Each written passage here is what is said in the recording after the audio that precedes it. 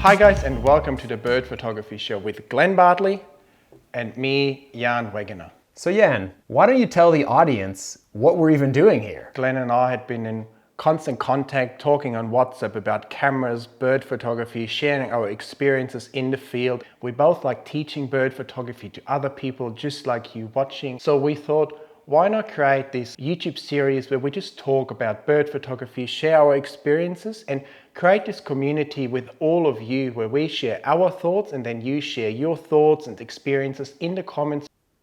That's the idea. Some of the topics we're going to try to cover outside of our sort of community questions are going to be, tips from the field where we're actually out in the field and giving you guys real life tips from two professional bird photographers. We're going to, of course, talk about post-processing tips and tricks, and we're going to talk about all the latest and greatest things in the world of bird photography. But we also want to hear from you, so be sure to drop your questions and comments down in the comment section down below. And I know it's like late spring, early summer over there now, and that's usually like the busiest time of the year for you, isn't it? Have you been up to anything exciting lately? Yeah, in the life of a North American bird photographer, I feel like you live for spring. And here where I live, it kind of starts middle of March, and we're just getting right to the tail end of it now, when the birds look their best, they're in their nicest plumage, and the migratory birds are starting to arrive back on territories, and it's just the best times. So I've been just trying to shoot locally as much as possible and try to capture better images of species that I've already photographed, or to try to do some new things, because as you sort of mentioned, this new R5, it's like such a groundbreaking, incredible camera that I'm trying to push the limits of it and photograph some new things. But the other day, I was out in the field and I had this really, really fun little photo shoot with this California quail. And I filmed myself out in the field. So why don't we check that out? When I arrived here this morning, to my surprise, there was a beautiful California quail perched right up on one of these concrete blocks. Obviously not a great photogenic perch, but I know that these California quails always like to get up to the highest thing to try to sing. You can probably hear him, he's still over there. And I'm pretty sure this is his little territory, that if I put a nicer perch up there, there's a good chance that he'll go back up on that highest thing. You can see what I've done here. I've attached a little mossy stump with a zap strap onto this piece of rebar. So I'm pretty sure if I just wait a little bit, he's gonna pop right back up here. Quail is just lurking around right at the base of my perch that I set up. I'm pretty sure it's gonna work. I think he's gonna jump up there in a minute.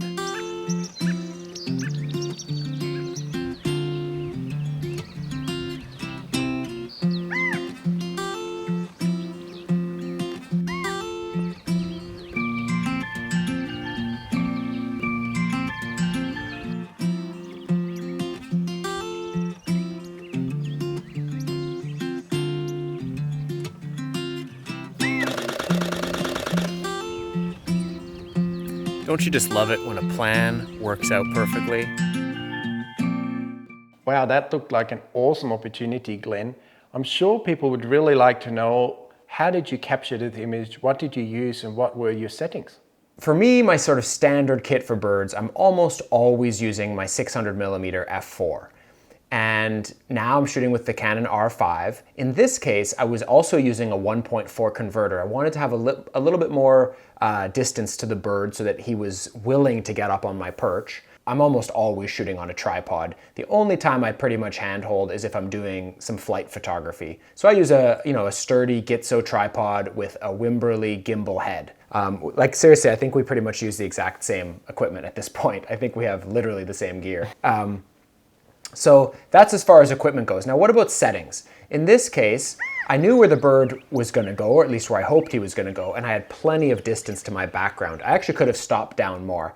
I took this picture at ISO 640, I had plenty of light, I was at f6.3, and basically I probably even could have stopped down to f8 or f9, but to be honest, I had plenty of depth of field even at f6.3 to have the whole bird, everything in focus. He was very perpendicular, so I didn't really need more depth of field, and I was a little bit wanting to make sure that I had the shutter speed to capture him if he called and did something kind of interesting. So basically, those were the settings, and that was the gear that I was using. That's awesome. There's actually one thing I noticed in the video that said that you were using C-RAW when you're shooting that. Is that something you found quite useful in the field?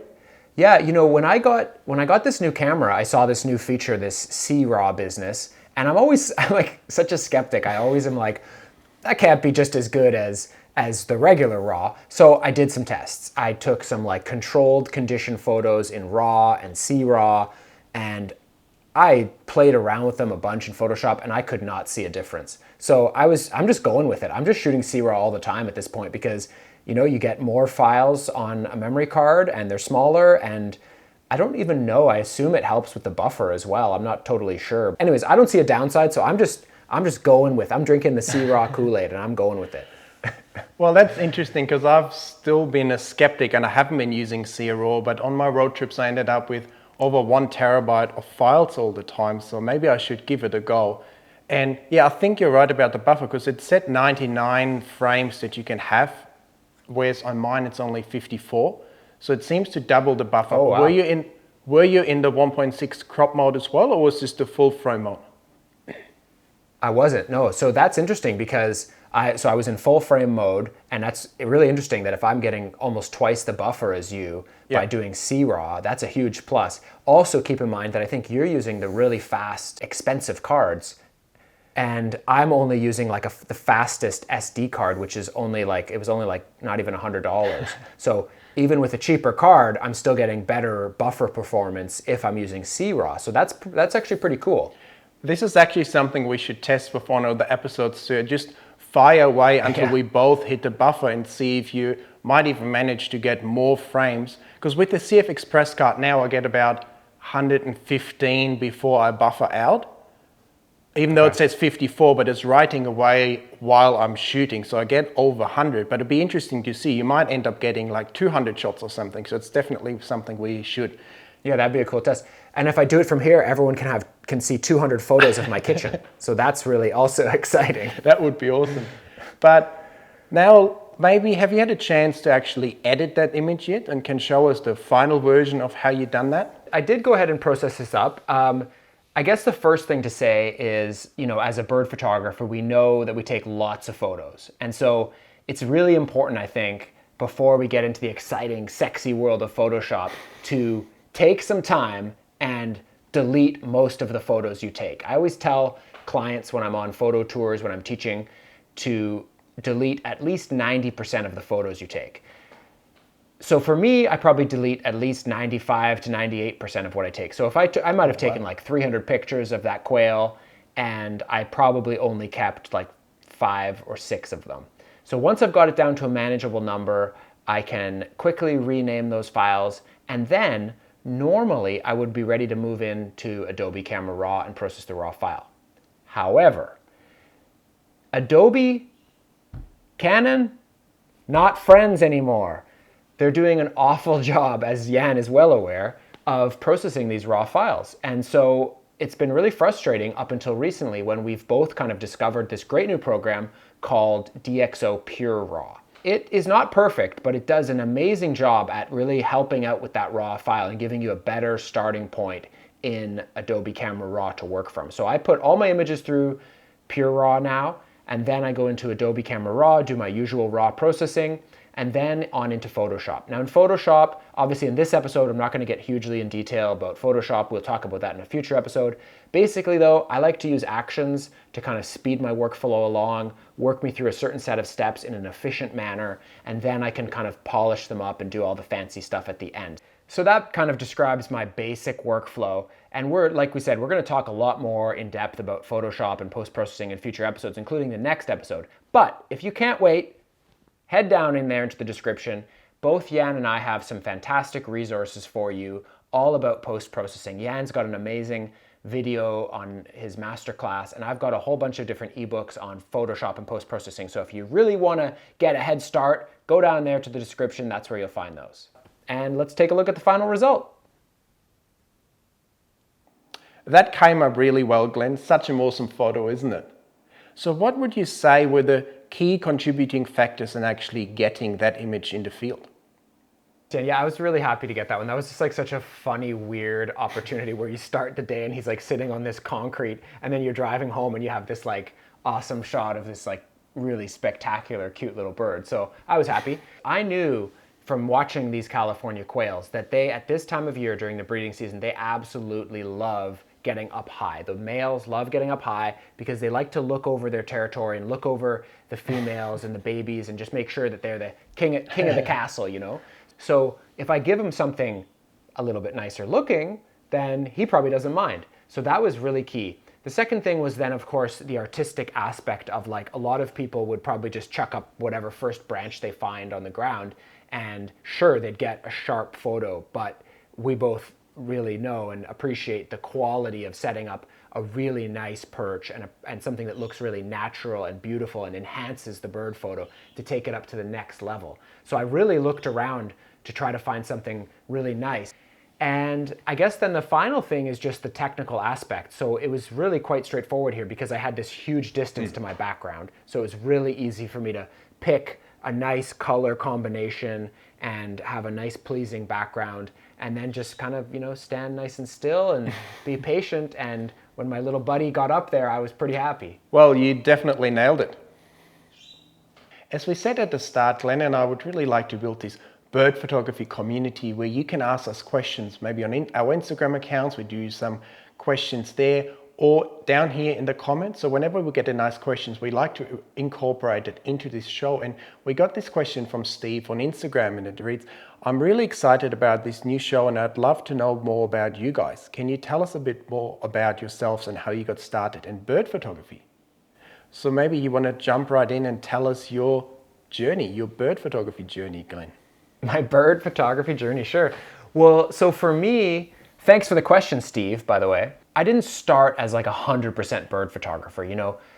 I kind of got a camera and I was interested in all aspects of nature. Now this was back in the film days when I got started. But when I really started getting interested in nature photography was, funnily enough, on a trip to Australia. I got an opportunity to do a semester abroad and go and study in Australia. And I just thought, oh, what an amazing opportunity. Like just dreaming of like kangaroos and koalas and emus and all these things. I just thought I have to have a decent camera for this. So I saved up my money and I bought a decent film camera. Obviously, I didn't know anything. I didn't know what I was doing. It was way harder, obviously, with film and on like a student budget to like learn anything. But that was really the start of my sort of bird photography journey. And then that was a great experience. I came home and I just slowly started getting more and more interested in birds as opposed to just all aspects of nature. You know, flash forward a few years, I've been taking more pictures of birds, I've been acquiring some better equipment, and I wound up coming out here where I live now on the west coast of Canada to do my master's degree. So all of a sudden, I've got some pretty good equipment, I've got a whole new set of birds, and I had a fair bit of time on my hands being in grad school. And I just dug into bird photography. I just got super obsessed with it, just started shooting more and more and getting better results. And you kind of get addicted to the results and taking great photos and getting recognized for those good photos. But I never thought I would do it professionally or anything. I thought I'll finish my degree, maybe I'll do a trip, and then I'll just be joining the normal sort of workforce. But when I graduated, it was like the peak of the financial recession crisis in 2009. And there was like no jobs. So I started actually like taking local people around to teach them how to take bird photos and help them out with Photoshop. And before I knew it, I was like busy doing that. And then I thought maybe I could do some bigger trips, like a 5-day trip here in Victoria, or I've been to Costa Rica, I've been to Ecuador, maybe I could lead a tour there. And before you knew it, it was my full-time job leading photo tours, taking people all around South America to photograph birds. And it's been 10 years of leading photo workshops and traveling around the world to photograph birds, and I wouldn't change a thing, to be honest. So that's kind of my story of how I got into bird photography and how I became a professional photographer. How about you, Jan? Well, that's an awesome story. And I remember seeing your photos right at the start and I was thinking, wow, that's pretty awesome. I wish I could be a professional bird photographer just like Glenn.